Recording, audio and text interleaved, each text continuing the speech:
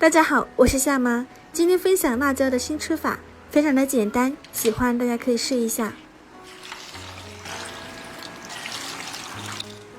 辣椒选这种比较嫩一点的，口感会比较好。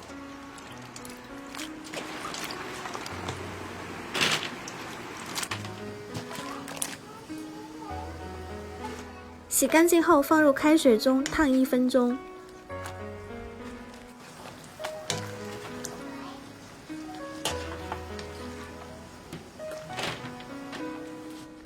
捞出来放凉。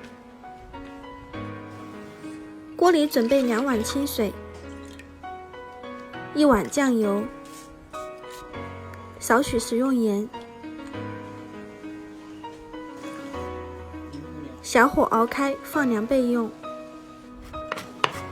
再切一点蒜末，冷却好的辣椒放入食用盐。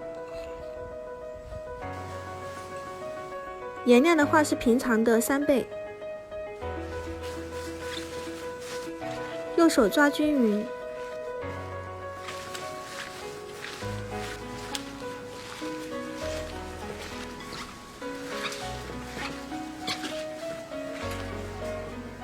再加入蒜末，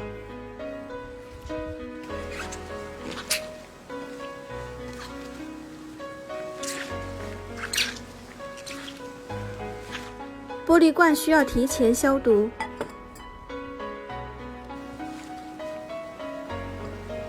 给它压实一点。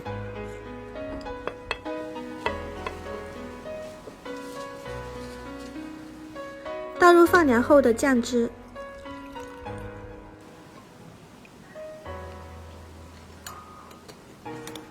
密封储存，第2天就可以吃，非常的方便快速。